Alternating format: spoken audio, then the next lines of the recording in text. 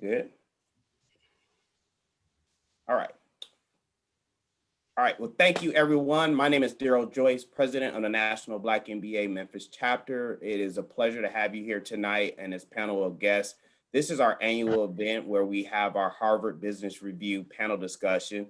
It is virtual, so please bear with us and as we kind of navigate this through Zoom format and kind of have a very interactive discussion. Just a couple of quick housekeeping rules, please. If you're not on a panel, we're asking that you keep your audio on mute and as well as your video so that we can all focus on our panelists and our moderators for tonight. I'll be very quick information about the National Black MBA we'll have at the end of this presentation because we want to definitely focus on hearing from our leaders based on the topic, how to cope with that always on feeling. So without further ado, I'm going to pass it on to our University of Memphis partner, Emily Smith, so she can introduce our moderator. Emily. Thank you. Hello, everyone. I would like to introduce the 2020 Harvard Business Panel Review panel, moderator, Shelby County Judicial Commissioner Shayla Purefoy. Commissioner Purefoy is a lifelong Memphian that is committed to helping Memphis thrive by being involved in community service and professional organizations. She earned her BA from Rhodes College, majoring in urban studies, and earned her JD from the University of Memphis School of Law. She was appointed the position of Judicial Commissioner by the Board of Shelby County Commissioners on August 1st, 2016. Previously, she worked at Memphis Area Legal Services for almost 8 years. Commissioner Purefoy has previously volunteer coached with the Central High School mock trial team and the Rhodes mock trial program.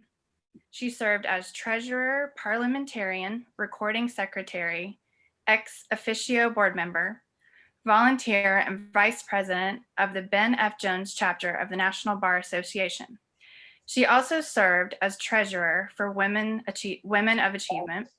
Additionally, she was a board member of the Memphis Area Women's Council, the Memphis Shelby County Domestic and Sexual Violence Council, Young Lawyers Division of the Memphis Bar Association, and was MBA CLE co-chair. She graduated from the MBA's Leadership Forum class and was voted Outstanding Associate. Last year, she was inducted into the top 40 under 40 most influential urban elite professionals.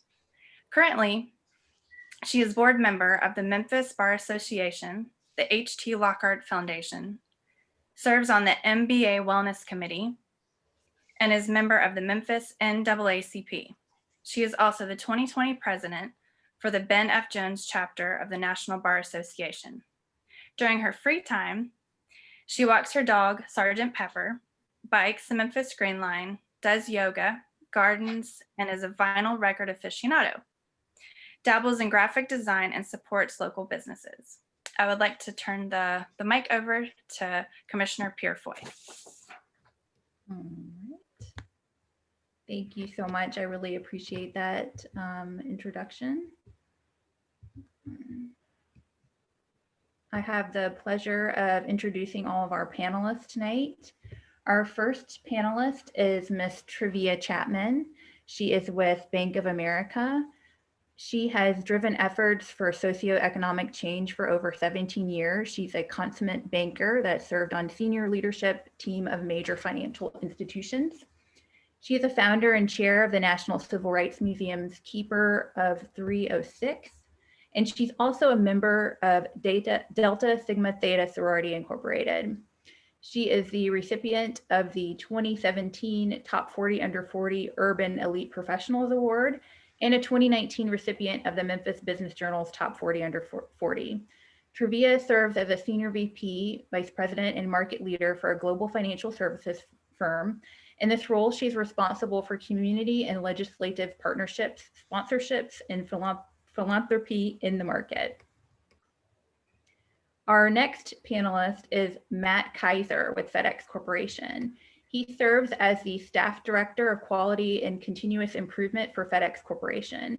He is responsible for education, culture, and application of quality and continuous improvement initiatives, partnering with a large body of change operatives to make certain people are equipped with process tools and support to deliver the finest experience for their customers. An Ohio native, Matt graduated from the University of Akron with a bachelor's in marketing and prides himself with sharing experience and growing leaders.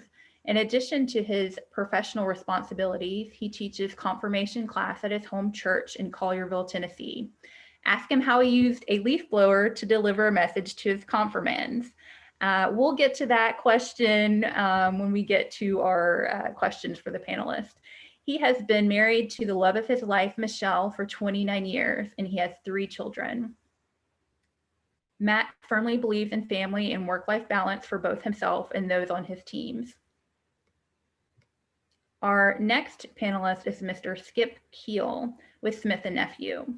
He is the president of Global Orthopedics and joined Smith & Nephew in November 2018 with global responsibility for the orthopedics franchise, which includes reconstruction, trauma, extremities, and robotics. He has worked in several blue chip multinational companies, including Novartis, Stryker, and as well as a billion-dollar startup, NuVasive. Mr. Keel is a seasoned leader who brings a wealth of global life science experiences to his role. He has demonstrated success in the B2B and B2C sectors in orthopedic reconstruction, surgical, medical devices, fast-moving consumer goods, and specialty pharmaceutical. He holds a Bachelor of Science from California State University, Fullerton, a Master's of Business Administration from University of Michigan, and management certificates from Harvard Business School. Our next panelist is Dr. Bolaji Krishnan, and he is currently the Executive Director of International Academic Relationships and Recruitment and is a professor of marketing in the Department of Marketing and Supply Chain Management in the Fogelman College of Business and Economics at the University of Memphis. Dr. Krishnan has 25 years of experience in marketing research, consulting, and marketing education. Dr. Krishnan has consulted with small businesses as well as multinationals in India and the US. He has also consulted with firms in various industries and has taught in the doctoral, master's, and undergraduate programs. Our next panelist is Mr. Franklin B. Sullivan. After graduating from Harvard University and receiving an MBA from the University of Chicago, Franklin Sullivan began his career at Westinghouse Electric, advancing through positions in sales and product management. He was named Executive Vice President and North American Lead Division Manager for the Electrification Products Division of ABB in January 2016, responsible for all customer-facing activities of this $2.5 billion business. He recently assumed the role of Senior Vice President, Channel Strategy and Execution for ABB's electrification business area. And our final panelist is Dr. Kweli Thompson. He leads the cardiac rhythm management high power business at Medtronic, which focuses on implantable defibrillation, pacing, and resynchronization therapies, and impacts the lives of more than 200,000 people each year. He also serves on the leadership team for the African Descent Network and the advisory council for the Pride Network of Medtronic. He completed a Doctor of Medicine and Master's in Public Health in a combined degree program at Harvard Medical School and Harvard School of Public Health. He earned a Master's in Business Administration from Harvard Business School. And he was born in Monroe, Louisiana, and raised in Houston, Texas. So let's welcome all of our panelists. What an impressive group we have tonight. And we'll just get right into it. I think the most important question that we have so far apparently is to Mr. Kaiser on how he used a leaf blower to give a message to his confirmands. I would like to hear all about that real quick. So the story was how Christ was telling the story of the parable of where you put your where you build your house, whether you build your house on a house of sand or stone. And we incorporated it into the Three Little Pigs. So we had the house of straw, the house of wood or sticks, and the house of brick. And my snow blower or my leaf blower was the big bad wolf. And I let one of the confirmands blow over all the houses that they could. So it was a lot of fun. Okay, that sounds amazing. Do you have pictures of that? I probably could find some. Yes, I think they might be posted on Facebook. I'll see if I can find them. Okay, I will be waiting for those. Okay, so our topic, how to cope with that always on feeling. I'm sure everyone has been dealing with that in their personal, professional lives. Now that constant connectivity is our new normal, it is even more important that we learn to set clear boundaries for ourselves in order to sustain our productivity and our family's well-being. So how do we do this and where do we go from here? I'm going to start with our first question. At such a high level, what tips or recommendations would you give to have a more productive working from home environment? So if anyone wants to just jump in on that question, or I can call on somebody.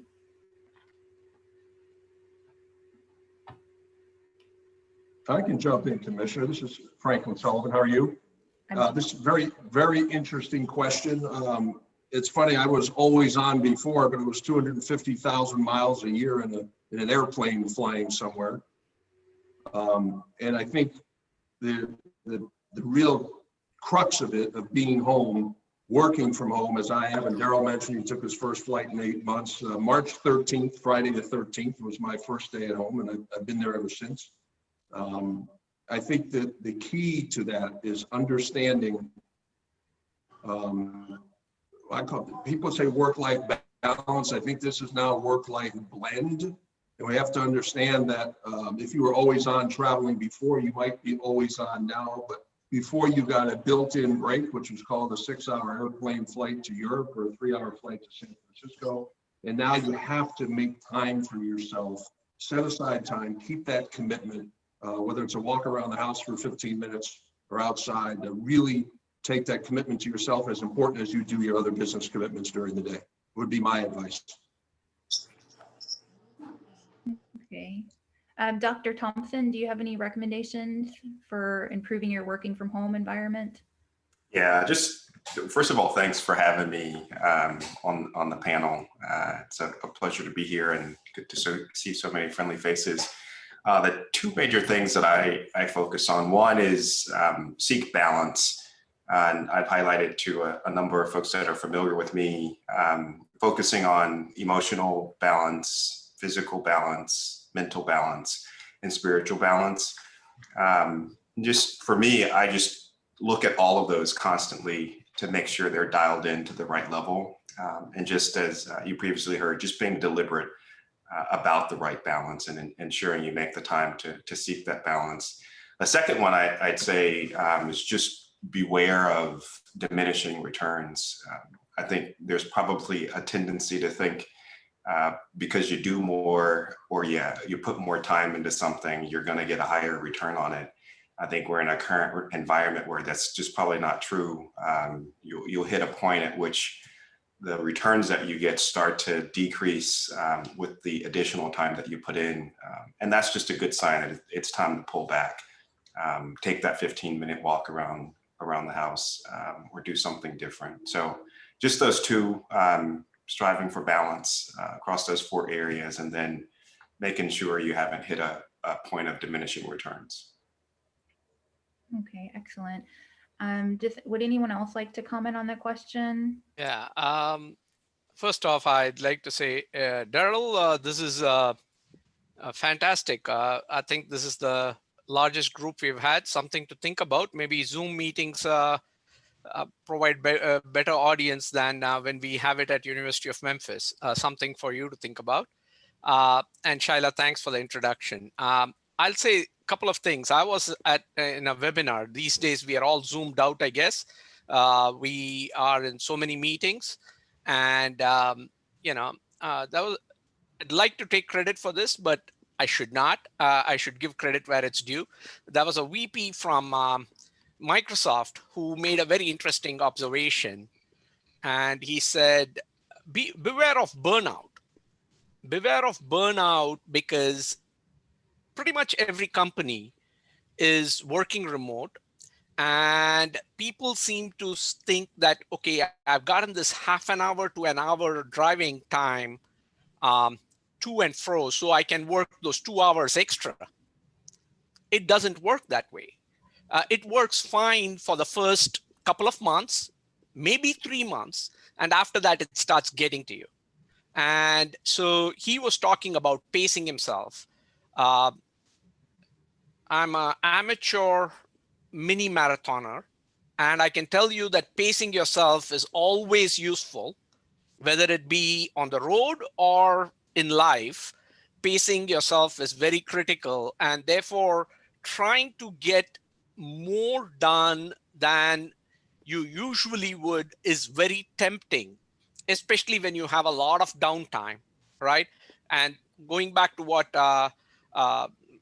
Sullivan and Dr. Thompson were talking about, taking those breaks, conscious breaks, becomes very critical.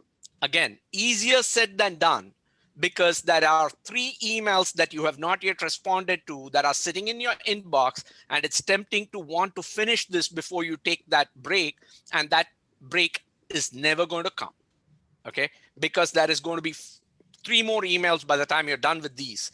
So it is a very conscious decision that one needs to take in order for us to have our breaks. Most people, I suspect, if you're spending Thursday evenings on a Zoom call, I'm assuming you're a type A personality, okay?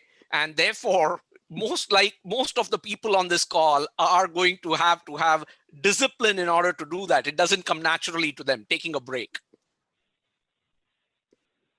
Dr. Krishnan, I'd just like to build on those comments. Charlotte, maybe I'll just jump in here. Skip Keel from Smith & Nephew. Again, thank you so much for the opportunity. Definitely looking forward to sharing the floor with these fine folks. A couple things from my perspective. I think, maintenance of consistent hours. I've got a global role, so I find myself on conference calls. I've been on the phone in front of this camera since 4 a.m.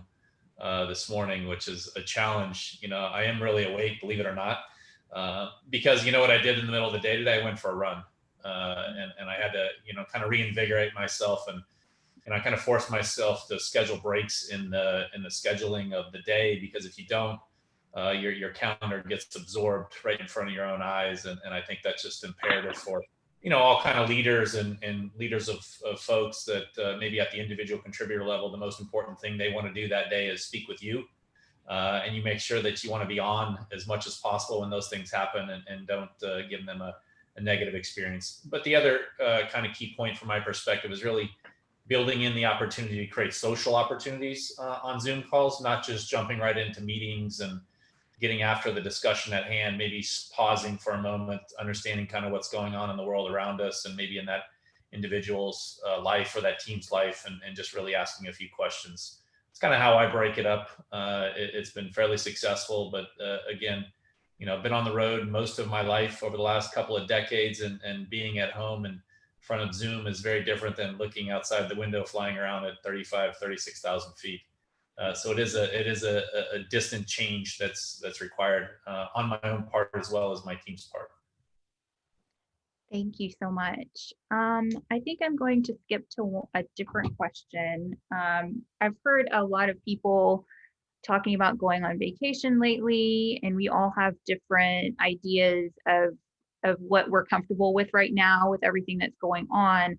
But my question is, how do you know when you're ready for vacation or a personal day, and what do you usually do once you realize that's happening?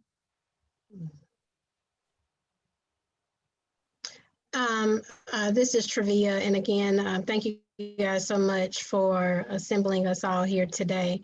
I think your body tells you when it's vacation time, both mental and physical.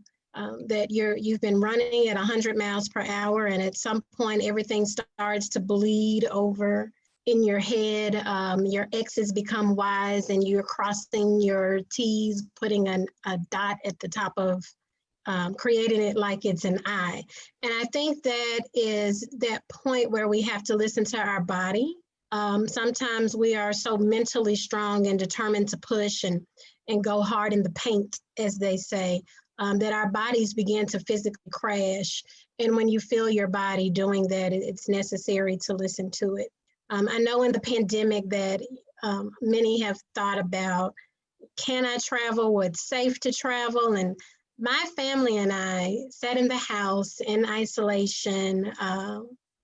And one day we decided, hey, we got to get out of here. School is about to start, and we've been sitting here staring at each other, playing board games, and this is just not working. So we really sat down and thought about what is the safest way to travel in the pandemic, and decided to take a mountain vacation, and went up to Gatlinburg and had a family cabin, and we just enjoyed ourselves in the fresh air, completely unplugged, no digital devices.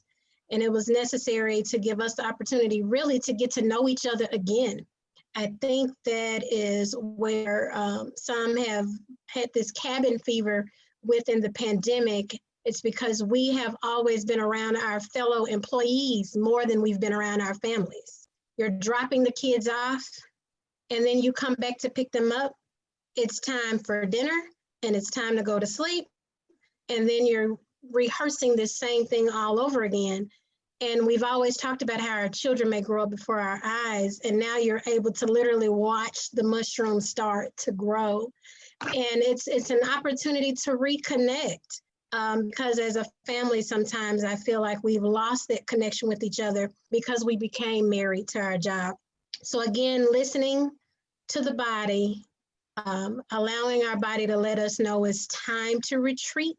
And then when retreating, completely unplugging and getting to know that family again. That is. I'd like to jump in.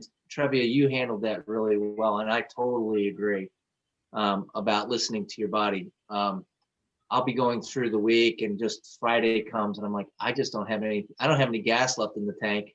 I'm taking this half day off, and I'll quickly send out a note to my boss, and she's can tell you, FedEx is very good about granting vacations.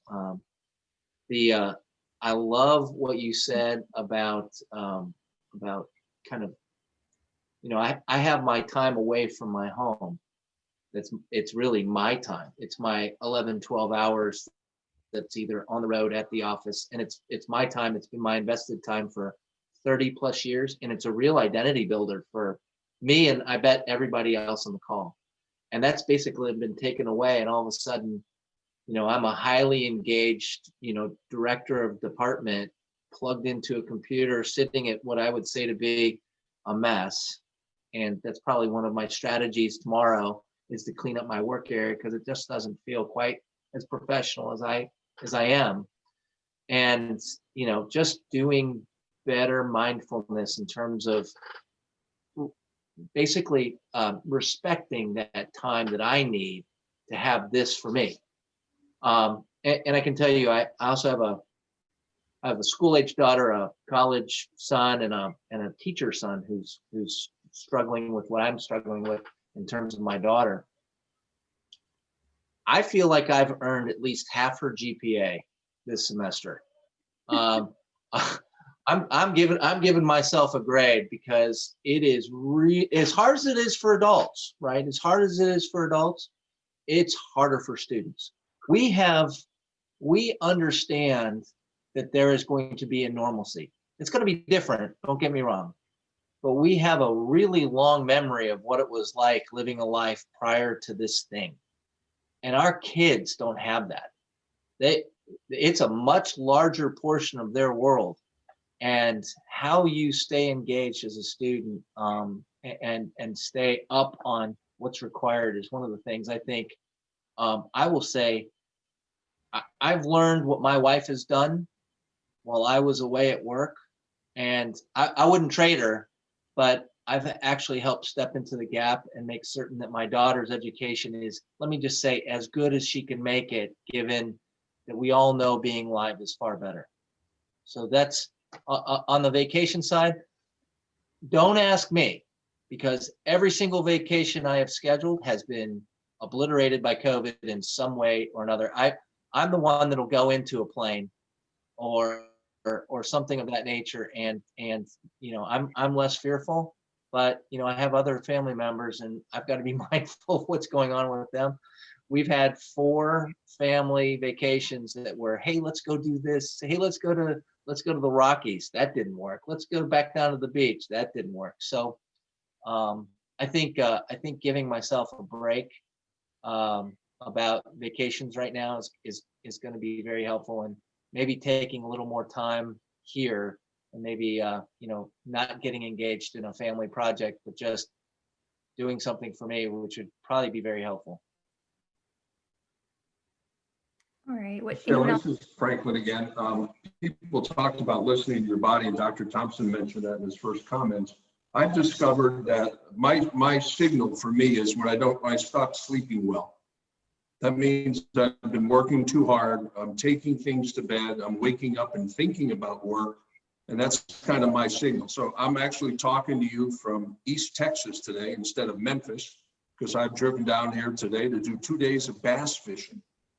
That's by myself, but that's going to be a defusing for me, because I can feel that fuse burning. For the past few weeks, I just haven't been sleeping well. I said I need a break. Not a week-long vacation. I'd love to be out in Gatlinburg, but I could take a couple of days, and it's pretty close. And sleep is the thing that really triggers me as to when I need a break. Listening to your body. Definitely. Would anyone else like to talk about when you need a vacation or a break, or how you're incorporating breaks into your working from home life? Only thing I'd add is I think it's great advice to look for cues. It's also great advice to try to get ahead of those cues, and I think that's where the positive routines come in. Trying to stick to those breaks and get ahead of it before you see it coming. And those are, Mr. Sullivan highlighted, it impacting your sleep. You need your sleep because that's how you recharge each and every day. So once you're kind of disturbing that, that's a cue. But just I go back to the balance. If you can get the right balance and get ahead of the burnout and get ahead of the mental stresses, the physical stresses, that's kind of the ultimate way of handling it, I would highlight. Okay. It's hard to do, but that's a good way to try and handle it. I'll just add one last thing, Shaila, and that's I think I don't know about the other 5 distinguished panelists we have, but I think I can talk about this far better than I can do it. Okay. The reason is because I know what works almost. I mean, I kind of know that and I preach that, but when it comes to doing it, it is kind of difficult because you have to schedule your downtime with that of the rest of the family. And, it's I'm not suggesting for a moment that it's easy, but it is necessary. Okay. So if you are hearing us all talk about this and you're thinking, heck, I'm not able to do it, you're not the only one. I just want to empathize with you and make it clear that it's not easy. It's one thing knowing what is to be done, and a different thing to actually do it. I really salute, Trevia and Franklin going away and trying to get that downtime and managing it. And, hats off to you guys. I know what needs to be done, but that's where I'll leave that. Okay, that sounds like a great transition to our next question. The first recommendation in the article is to build your willpower, and it talked about coming up with a routine. What are your thoughts on this concept, and what ways have you or those in your organization exercised this? I'll jump out there. I think that willpower is quite simply your inner ability to utilize the words yes and no with certainty and conviction. In order to do so, it is important to create or improve daily routines. I know we've talked about that, that help us to seize the day and not burn out or grow lax. So if the morning routine is to kickstart the day with breakfast and exercise at 5 a.m. before the pandemic, then it's necessary to keep that going. If you enjoyed going out to lunch out of the office before the pandemic, then do the same now, even if it's going out to the patio or driving to a close park to try to eat lunch outside up under a tree. It's just basically utilizing the power of yes to mental wellness. Just because, Dr. Krishnan talked earlier about that commute, just because your commute has gone from an hour each way in traffic to a 45-second walk just to the home office, doesn't mean that we have to evoke procrastination, nor does it mean that we double the size of these perpetual superhuman capes that we wear all the time. Basically, building sustainable lifestyle choices helps us to build that necessary willpower.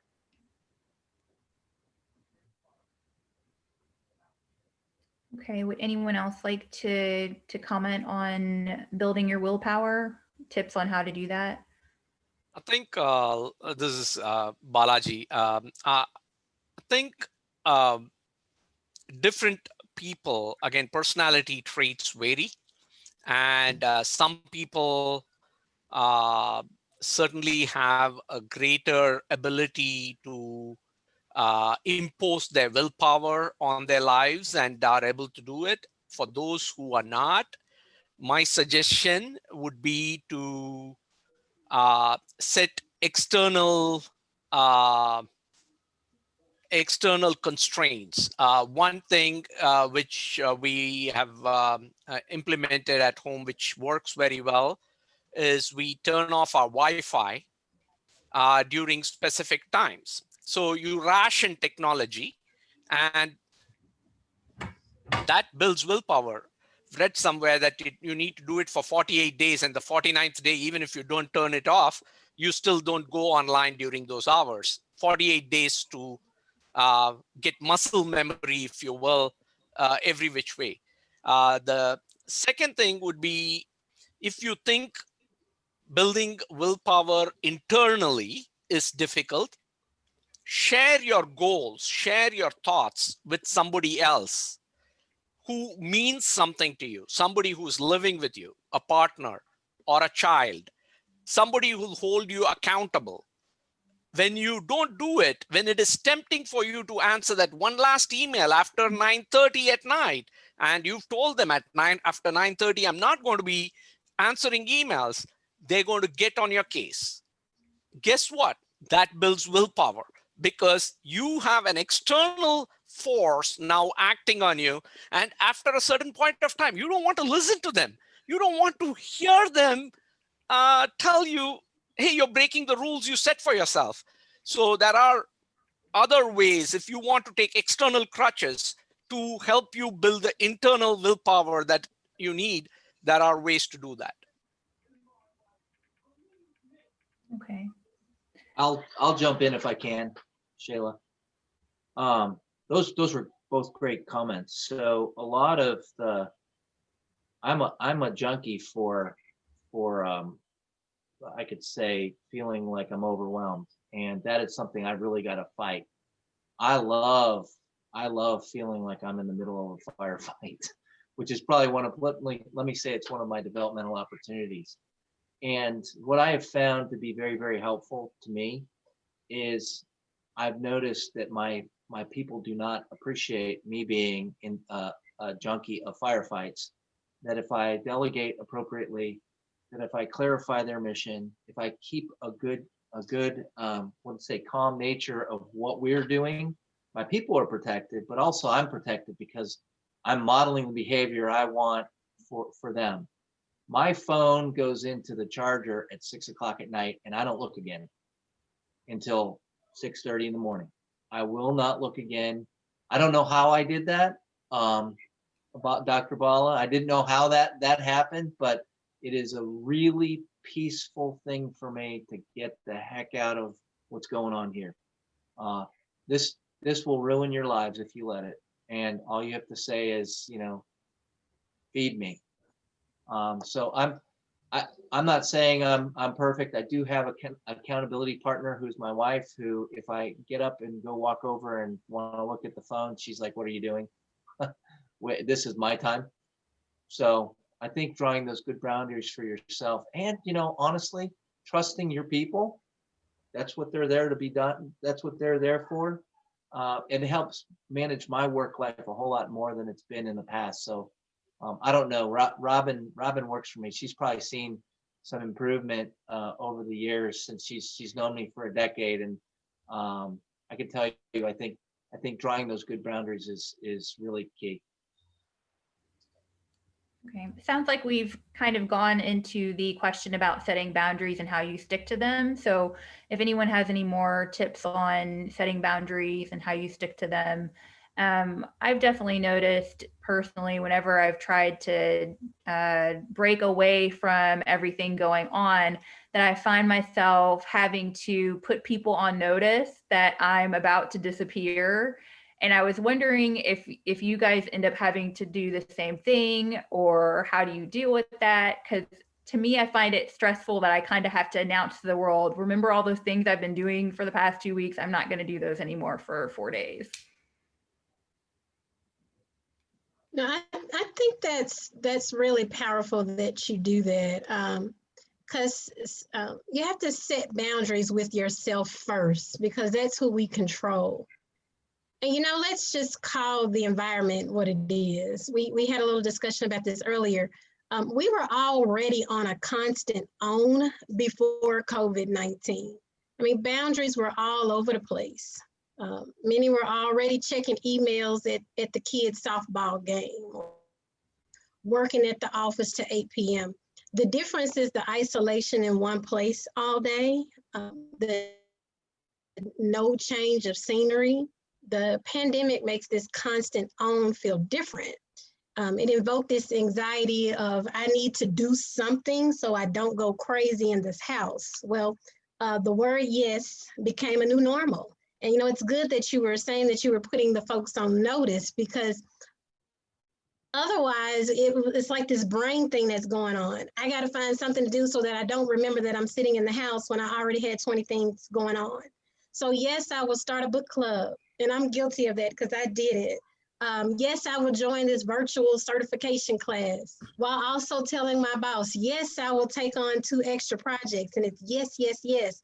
The reality is we were doing plenty pre-COVID, and adding another layer of stuff to pass the time has created this chaos in our lives by trying to get out of what's in front of us. I don't want to constantly have this Groundhog Day, so I'm going to try to fill my calendar up with extra when my calendar was already to the brim. So basically, this constant on environment that we didn't properly manage beforehand, that has now bled over into our work from home environment, makes us feel like we're not winning if we're not pushing through or going hard in the paint at all times. And our precious minds can go into overload, and proper decision-making goes out of the window. So yes, definitely serving that notice to others in the external, but again, who we control is ourself. And it's the best advice is to say no with certainty to us, that no, you've done enough. And to be able as leaders to be able to share that same sentiment with our teams, because our teams want to continue to try to please the boss, and they'll try to go overboard. And when we notice that our teams are doing that, we need to be able to pull that back as well. And it just goes back to what I was saying earlier, managing that no and saying yes when absolutely necessary. Well, I learned a phrase years ago that's come in quite handy based on the commitment I've made to myself to take those breaks. And the phrase I use with people is, I have a previous commitment and I always keep my commitments. They don't know it's a commitment to myself, but they know for sure that I am not not going to be available. It's quite easy to say, oh, that's the 15 minutes I reserved for the walk around the neighborhood, and say, okay, yeah, I can take that call. But that's a commitment I've made to myself, and that's the phrase I use, and people respect that. I think that's a great point, just that you're committed. You don't need to give additional details in regards to what's going on. Just like to go back to what Trevia said around the team, and it's a great opportunity to build collaboration and trust with your team if you appropriately delegate, right? And this will free you up from all the expectations around always being on and having to answer that email and having 3 phones and an iPad and everything going on around you. In a meeting, in a discussion, you know what I do purposely? I turn my phone over and I put it down and I put it on vibrate, and I can't see what's going on underneath there. And after a while, you forget it's there. Then you kind of wake up after the meeting and you look at your phone briefly and you say, oh, you know, there was 3 missed phone calls, right? 4 emergency texts, or there was some infighting or discussion going on while it was on the call. And I think this breeds authenticity, particularly in this environment where you actually can't read body language. You're around a table, you realize that things are happening in the background electronically. And it drives me crazy when I'm sitting there in a meeting or in a big discussion and I see people looking down and you know they're typing, and whether they're texting or sending an email, it just creates mistrust in the environment versus having the authenticity to have that dialogue or that discussion. Maybe it is, maybe it isn't, but I think it's important to have, you know, that level of discussion with your teams and feeling like that you don't always need to be on. Put your phones down, put your things away. Like Matt said, he turns his phone off at 6 or 6:30. You know, some of us can't do that. That's okay. But you know what? Create boundaries, set expectations with your team. You know, Rome's not burning, and you know, things will be okay tomorrow, I promise. You know, that's how it's a great way to manage that. I think to you know, build on what the others have said. One is managing your team, managing down, if you will. The other is managing up, right? I mean, you Trivia said something that was that resonates with a lot of us. We all want to please our bosses, right? And so many a times we take on more than we possibly should. I think the other factor that whether we acknowledge it or not, which haunts us, is what's this concept of FOMO, right? Fear of missing out. Oh my God, if I say no to this, will they go to somebody else, and will they, you know, move ahead with those opportunities? Am I missing out on those opportunities by saying no? That fear is always going to be there. We just need to know how hungry we are and how much we can eat. You overeat, you'll throw up. So you can't. So somebody else said, listen to your body, listen to your body. It's a way of listening to your body and saying, this is how much I can take on and do justice to it. If there are other opportunities out there and I miss that bus, I wait long enough, I'll get another bus coming my way. So I'll take that. I don't have to rush everything and take everything in front of me, right? So just trust the fact that life is a marathon, not a 100-meter sprint. You will get your opportunities. Just pace yourself, right? I mean, and my team, I have 2 of my team members here, Emily and Marja, and both of them know there are certain days where I would tell them, if you send me an email, you're not going to get a response today. Text me if it is urgent. If it is not urgent, I will get to it tomorrow, because today I'm not going to be getting to any of this. And they understand that, they respect that. I think that's a part of setting the boundaries and saying, here is what I am going to be able to do, and here is what I will not be able to do. Okay. So one of the other points the article mentions is a lack of willpower and motivation, and how this could be potentially devastating to a company. How do you overcome this threat to your organization? And what sort of mental health resources are available?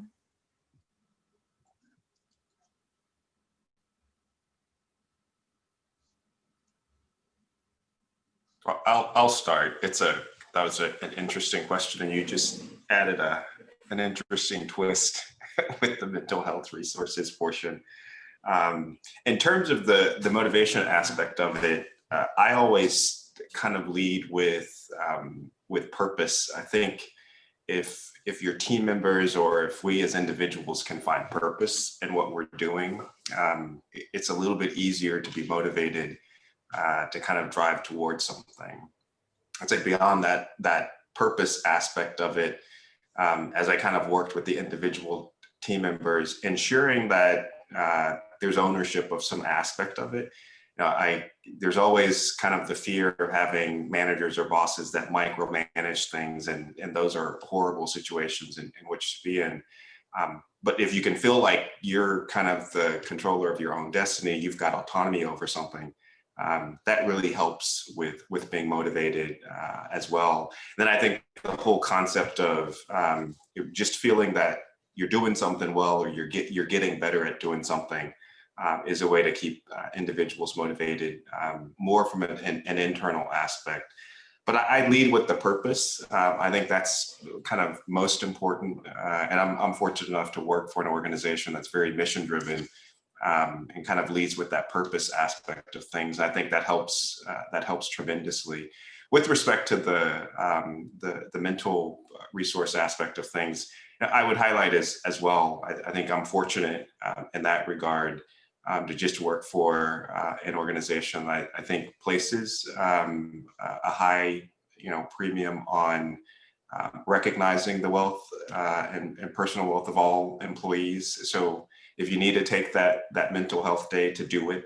And I'd say, I think Dr. Krishnan or Professor Krishnan mentioned it, in terms of managing up and down. And a lot of the conversation has been about the teams that we manage, but oftentimes you're going to find yourself having to manage up and to have those conversations and dialogue with your boss or your manager.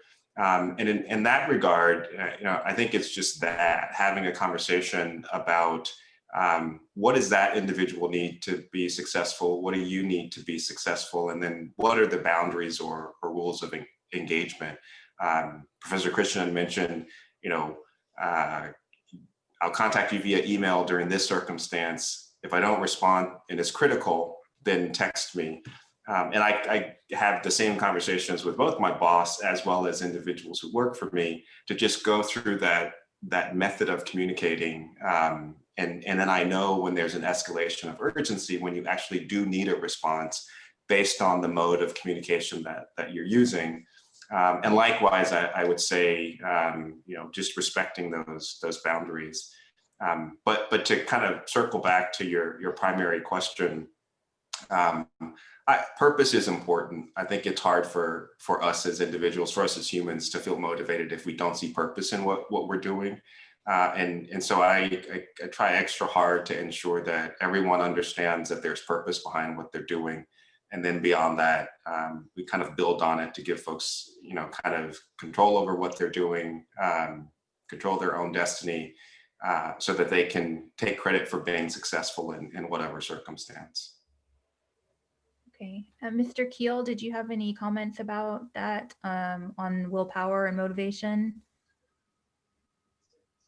Sure. I think there's a couple things from the world of willpower. I think, Dr. Thompson just alluded to the idea around of a purpose-driven culture. And, you don't have to work in the world of healthcare to have a purpose-driven culture. If you sell a lot of mobile tires, you're in the business of safety, and you're getting, folks from point A to point B, you're providing a livelihood, so on and so forth. You take the point, but as far as, having a purpose, I think we're all here to do something different, leave the world a better place. And if you're aspirational in regards to your journey and your own leadership journey, and I think it was mentioned, life's, not a sprint, it's a marathon. I love to think about it as a train journey.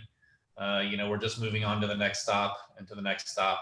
Enjoy the journey, enjoy the sights and sounds of everything going on around you, and the people you meet along the way, because ultimately in 25, 35 years, you'll look back at your career and you'll not remember if you made your number or you delivered on the quarterly earnings call, but you'll remember all the relationships and the behaviors and the people you met along the way. And you really influence folks at a different level. And for me, that's the purpose, is really ultimately is to, look back when the career's gone, and hopefully you've mentored some folks, you've created an issue, an opportunity to problem solve. But ultimately, at the end of the day, you've created hope and optimism in regards to, what we're all here for. And it's a lot bigger than us showing up every day, collecting a paycheck. And I think that's the focus on willpower and the idea of making a difference from my perspective.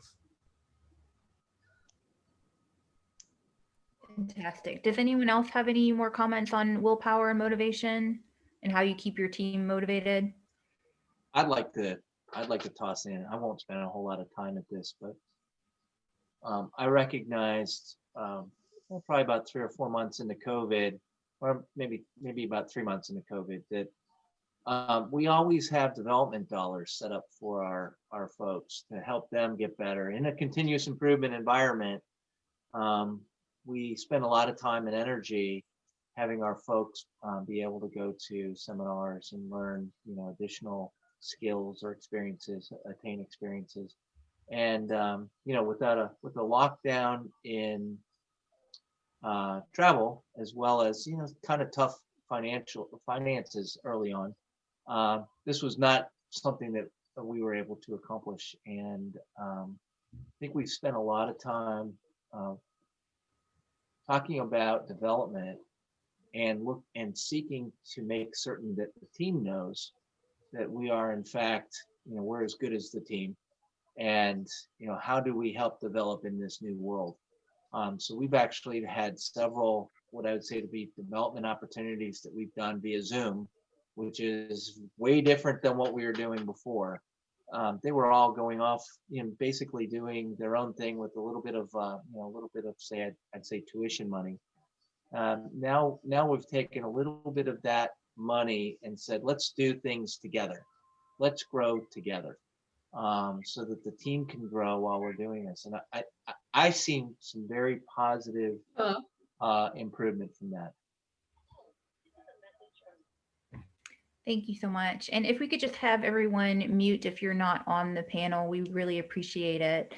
Our next tip is on communicating directly and deliberately. There was a lot of talk on how to limit unneeded communication, and how it used to be where you could just pop in and talk to someone and bounce an idea off someone and get your answer and move on with your day.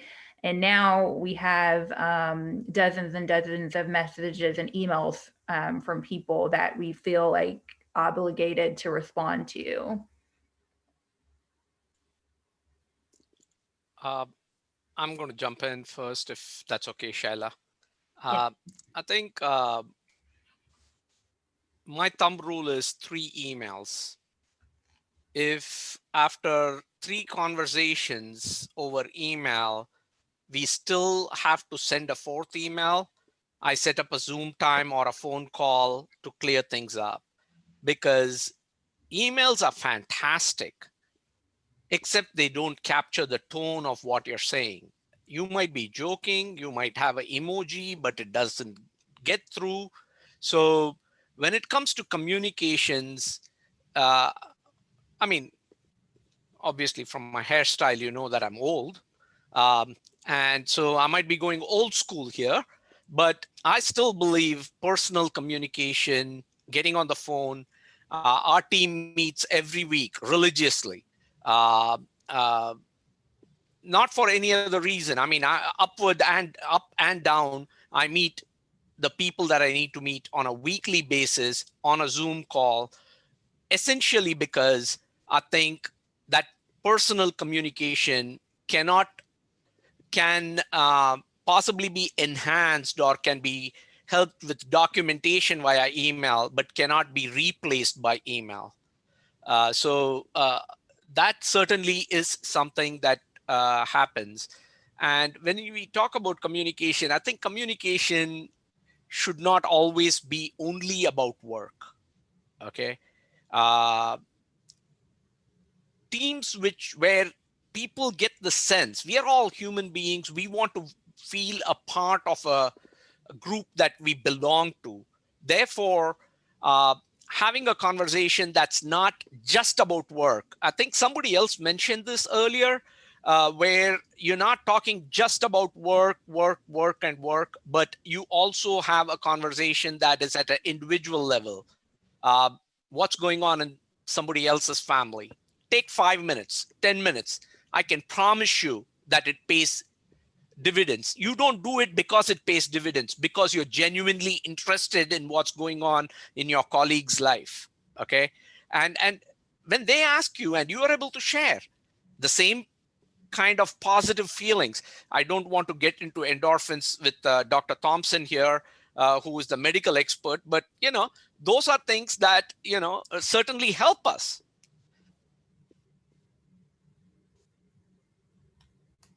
Thank you, Dr. Krishnan. Would anyone else like to comment on communicating directly and deliberately? Or would anyone like to? Shay, let me just comment. Let me just comment on it's kind of a parallel to this. One of the things that I've noticed, I have quite a large team, is that I like to consider myself a coach. And I found coaching a lot more difficult when I'm not with the person looking over their shoulder or face to face, as Professor Krishnan said. The coaching, that's my biggest challenge right now, is how do I coach?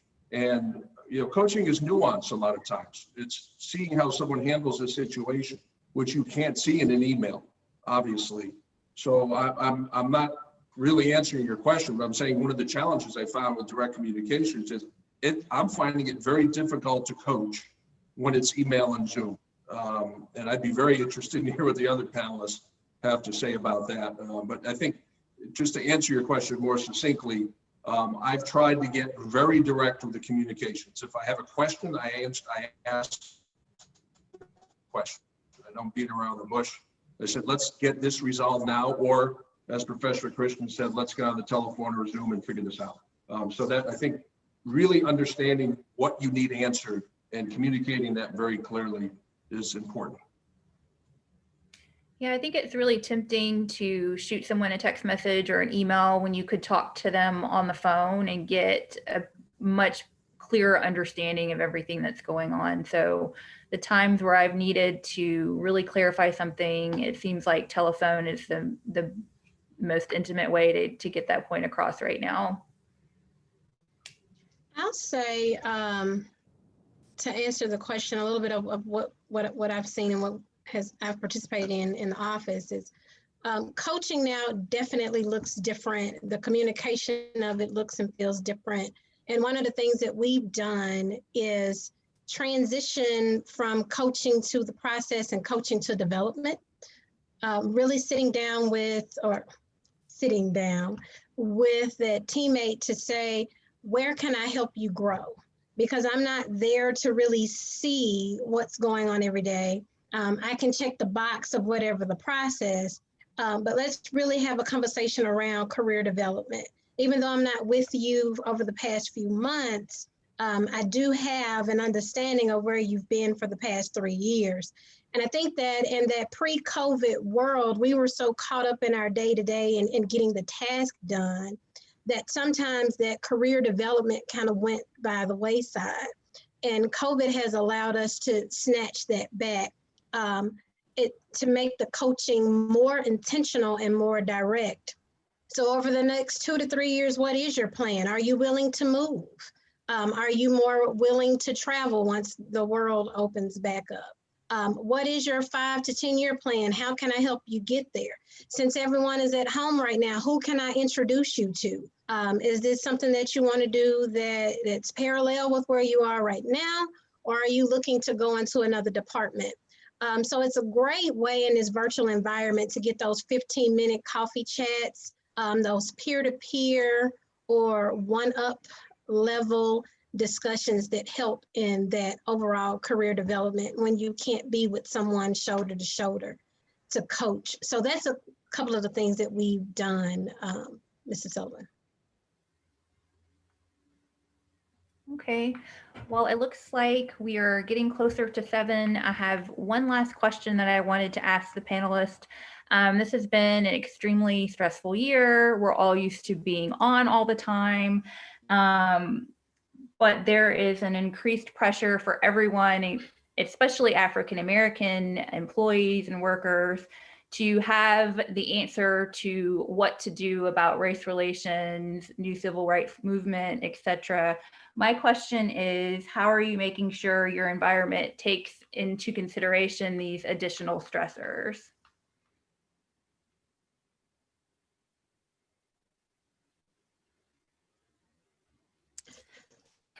I'll jump in quickly, Okay. Shayla.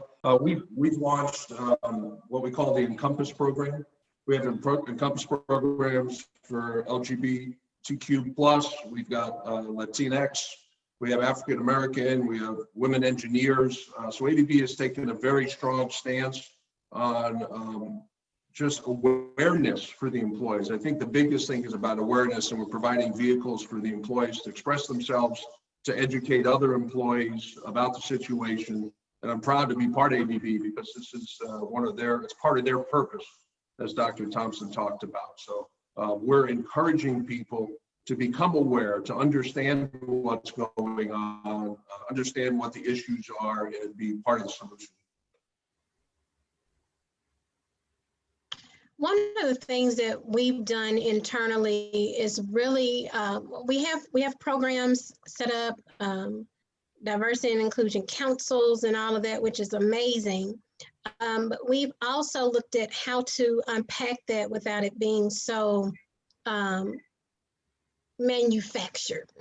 So we've had what we call these courageous conversations, or these let's get real talks, where they're in small groups, or they've been national talks where we're really just talking about the heart of the matter, understanding where everyone is mentally, and really talking to the leaders.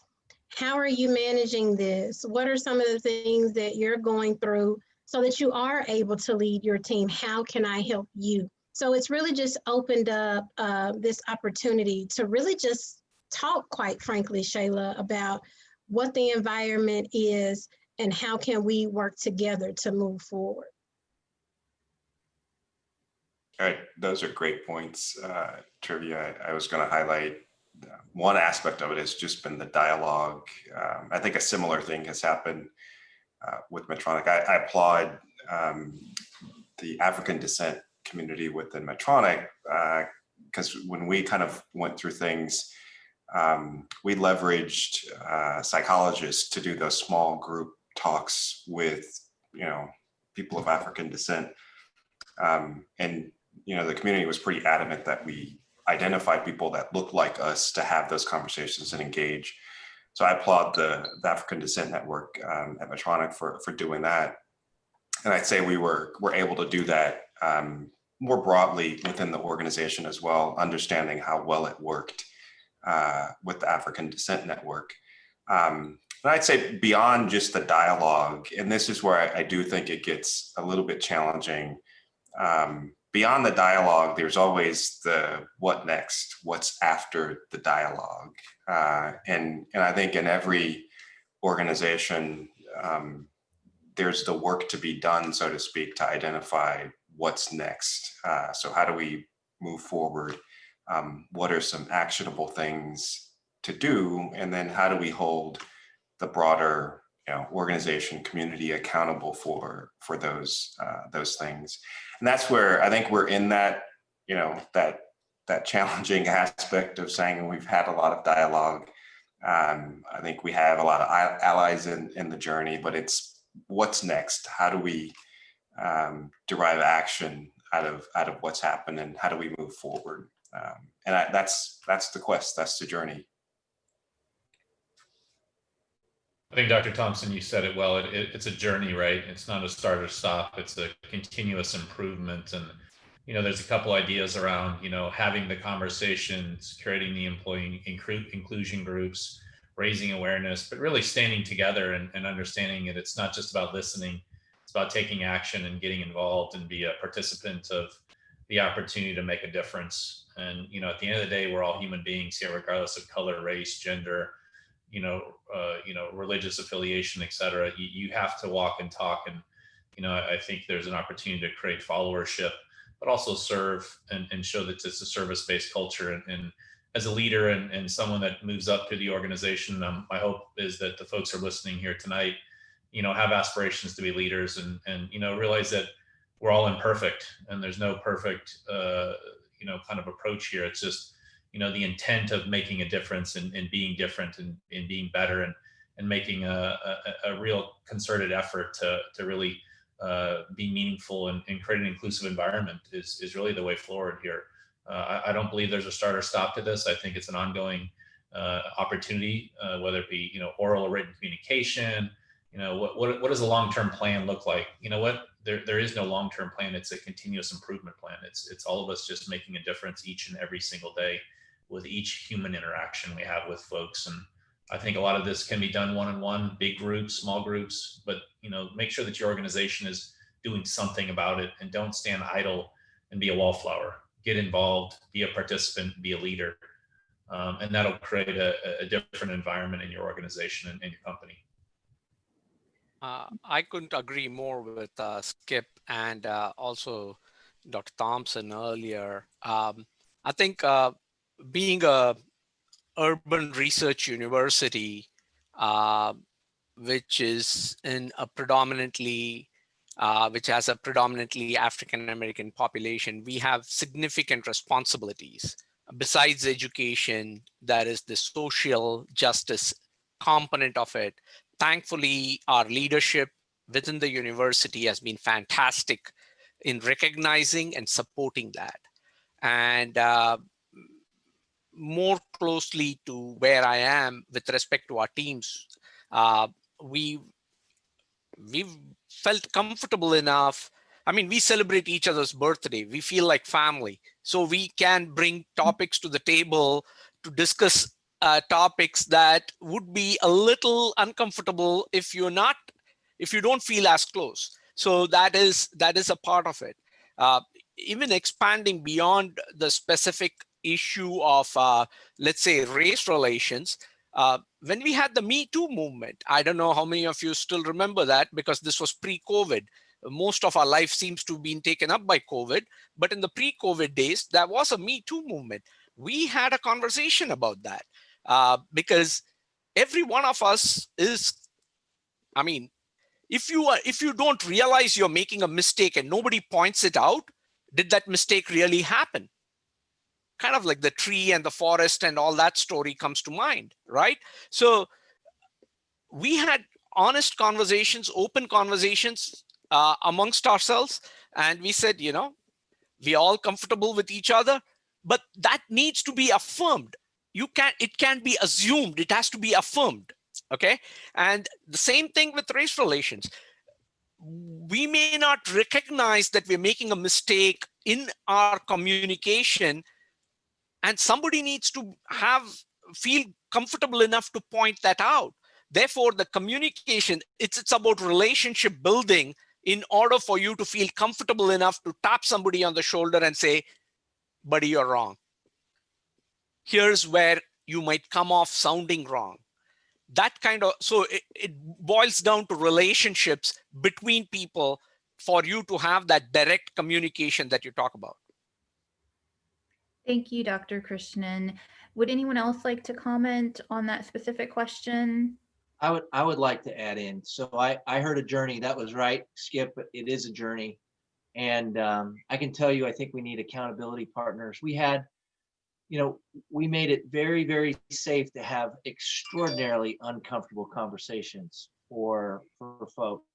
And I think that opened up a lot of eyes, but it also opened up a lot of hearts. And it was, I have never felt so hurt, and I've never felt so much love at the same time. And my folks said, it just can't be about words. It's got to be about actions. And they're holding us accountable, which is great.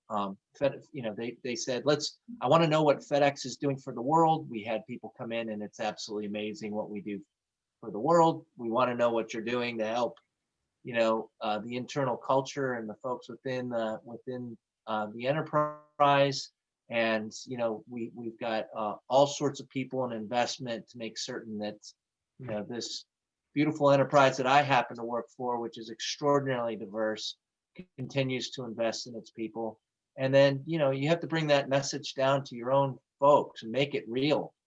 And, you know, Skip, you said it, we're flawed. We're never going to be perfect, but moving things forward is absolutely, you know, has been a great blessing for me, and I hope for my team too. We hope to have the example to set for everybody else. So that's the aspiration, and it's you know, it's something we hold very close. Thank you so much for that, Mr. Kaiser. Would anyone else on the panel like to speak specifically to that question? We've opened the floor to our guests if they have any questions. Okay. Do you think it's important to have leadership reflect the diversity of its employees? Is a question from one of our guests. 100%. We're not there yet. It's something we recognize, and I think it's critical. If we're going to represent not only our employees, but our customer base, our management team, and our leadership has to be a mirror reflection of that if we're going to succeed.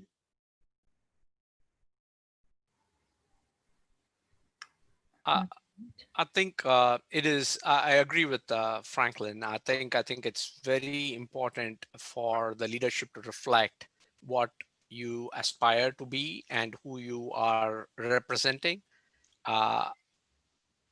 I also think that it is a work in process to something that Skip talked about. It would be a journey. You can't say you achieved something because you have XYZ as the CFO, you have XYZ as the CEO of the organization. Doesn't mean we've achieved anything. We had an African-American president. We did not achieve race relation parity just because we had an African-American president. So having those people in places is important, but that by itself is not enough. Okay, it is always going to be a work in process. It's always going to be a journey moving towards a destination. And it is not going to be ever complete, in my opinion. It is always going to be aspirational, and that's the way it ought to be.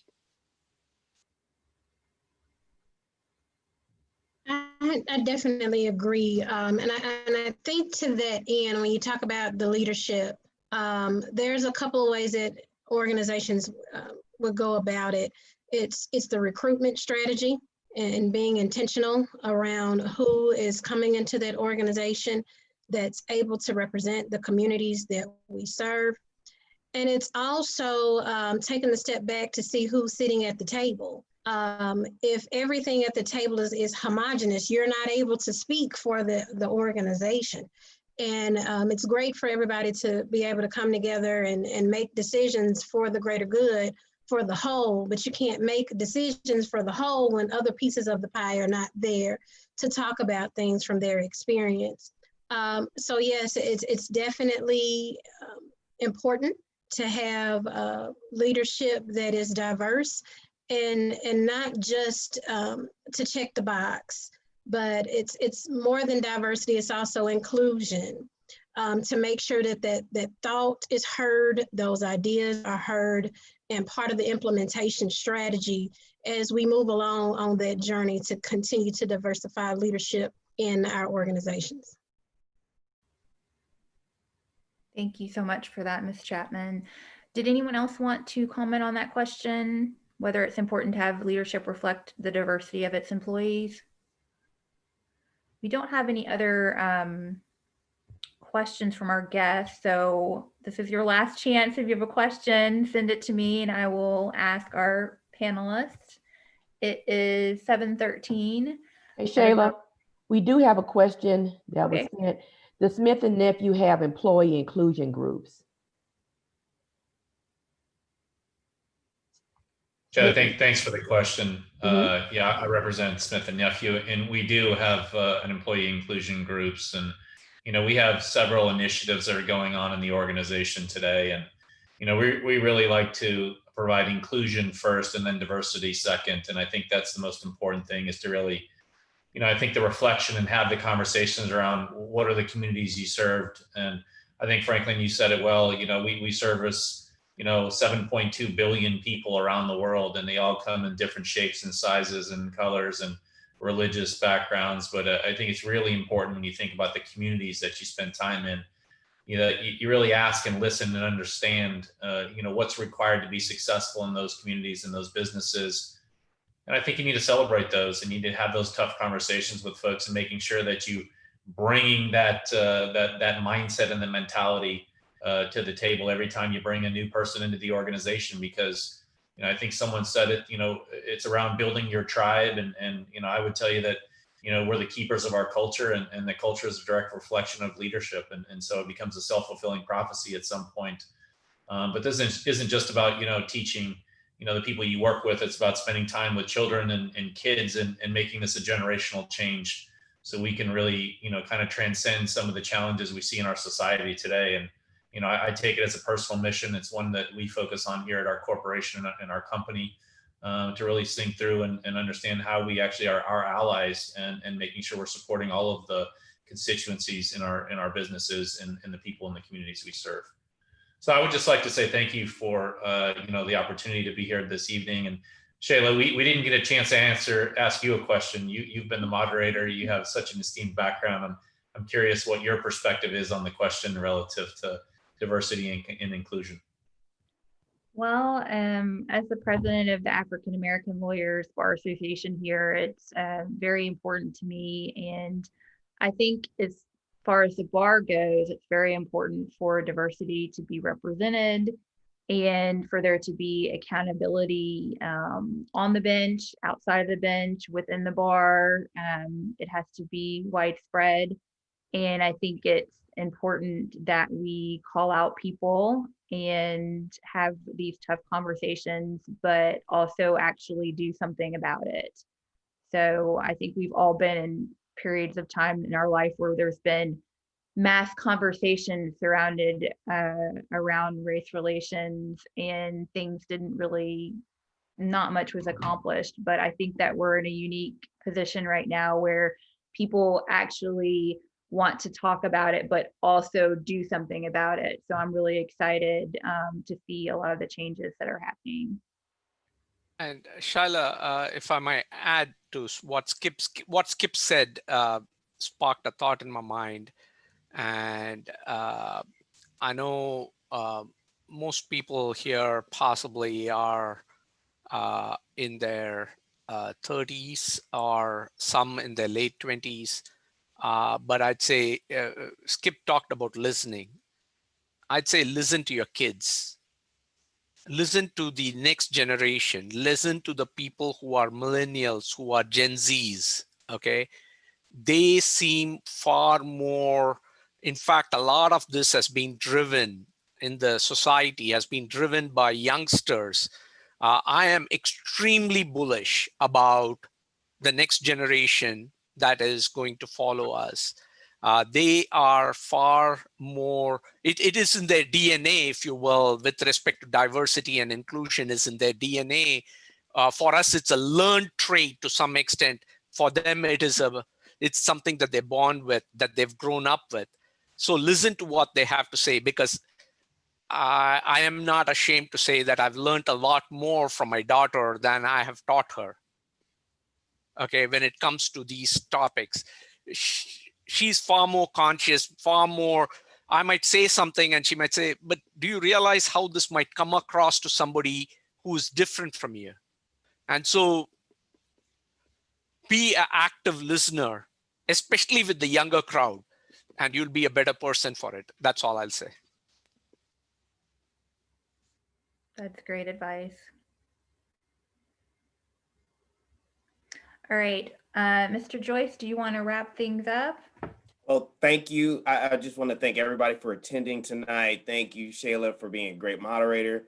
All of our panelists, thank you. I know the hour is late for many of you as well, so we appreciate it. This was countless nuggets. I don't want to go into it because I know we're just at time, but I do appreciate everyone for joining tonight.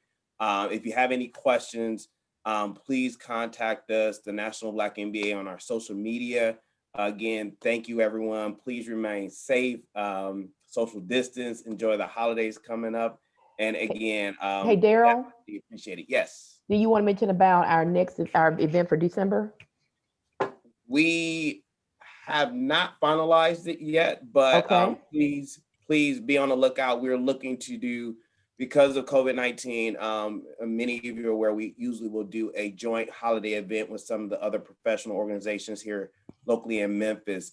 Because of everything that's going on, we've been struggling on how we're going to do that, but we are looking at putting something together so we can still raise support Toys for Tots locally here in the Mid-South. So please be on the lookout as we finalize details, where we'll be able to have that fundraiser and support the local community Toys for Tots.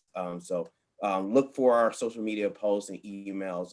But besides that, I know the hour is late. Again, thank you to everyone for being a part of our panel and enjoying this. Thank you, University of Memphis. This is one of our biggest events that we have every year. It's definitely got bigger this year. So one of the positives about virtual learning and attending meetings. So good night, and everybody be safe. Thank you.